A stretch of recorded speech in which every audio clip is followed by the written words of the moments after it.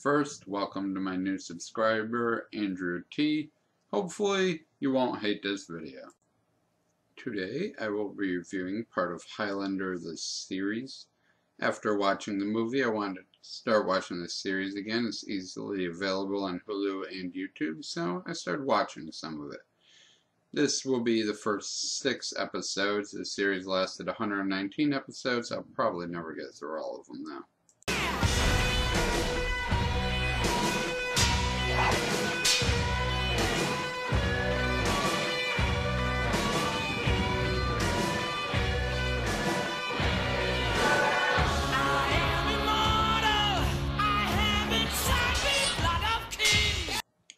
Okay, sure, I've seen people that use Final Cut Pro on YouTube have better opening title cards in their show, but they didn't have the rights to use Queen as their opening music, so advantage Highlander.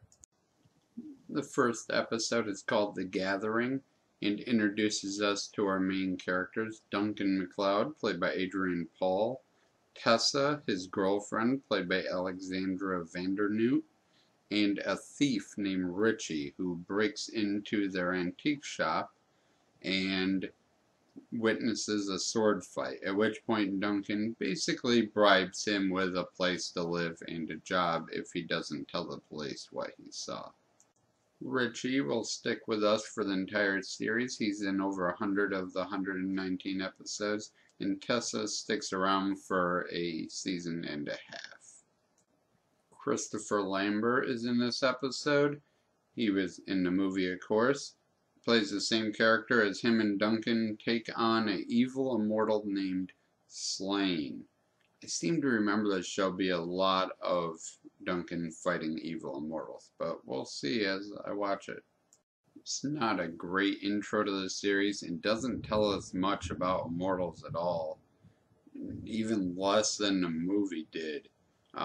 This is Tessa talking about it. It's the only intro we get to their backstory at all.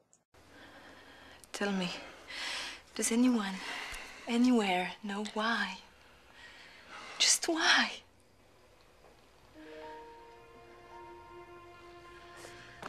Sister, I won't be back even if I win. After 12 years? Is it that simple for you? Of course not.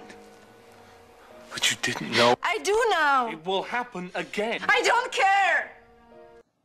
On to the next one. The second episode is called Family Tree. In this one, Richie tries to figure out who his parents are. All he has is a vague memory of a woman who used to bring him to a candy store to cash her check, and she was killed in front of him. We find out that MacLeod is also adopted, and his father stole the midwife's baby when his own son was dead at birth. That episode's pretty skippable. On to the next one, The Road Not Taken. Our guest star this time is Soon-Tek as a Japanese immortal who's trying to perfect a magical potion that will let him control people. It's stolen by a bad guy with evil intentions, and one of Richie's friends from his thieving biker gang days dies. The bad guy in this one, again, is not an immortal, so we go our second episode in a row without a major sword fight. Episode 4 is Innocent Man. The cameo this time is Vincent Schiavelli as a Vietnam vet who is blamed for chopping off the head of one of Duncan's friends. Duncan immediately knows that he didn't do it because he can sense when other immortals are around and tests the guy out, finds out he's not an immortal. And he tries to prove his innocence. This episode, much like the last one, basically is just to tell us what some of these immortals are doing with their time while they await the gathering. The gathering is when all the immortals will meet up and kill each other till there's only one. This episode does have an evil immortal as the bad guy, but he's only in the episode a few seconds, and it's a real waste of time. This episode can pretty much be ignored also. The next episode is called Free Fall. The cameo in this one is Joan Jett, yes, the singer, as a woman who attempts suicide only to come back in life and discover she is immortal. This episode is really important because it introduces you to a lot of the rules that even the movie didn't really spell out for you. This movie spells out exactly who immortals are, why they have to kill each other, what's going to happen at the gathering, and does a really good job of it.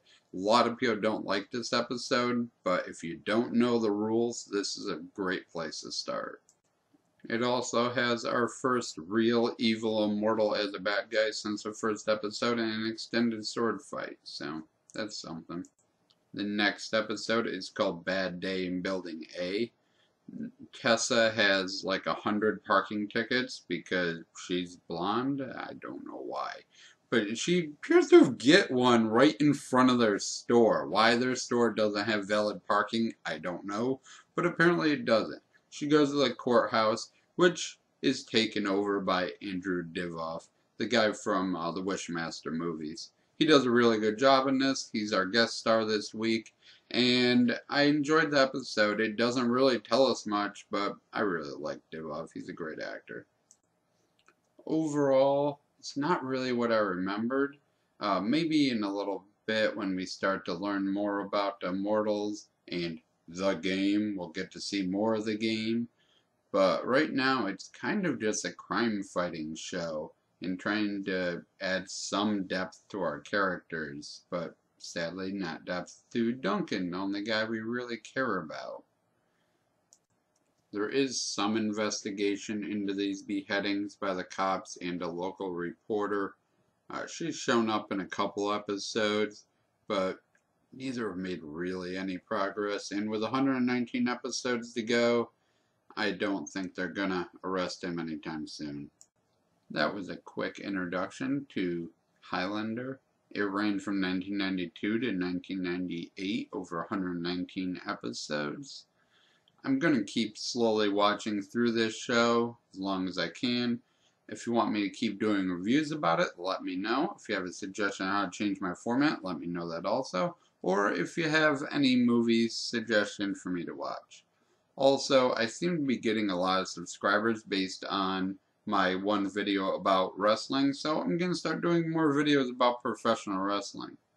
Any suggestion on that, you're welcome to ask. Thank you for watching, and as always, I shall try to do better next time.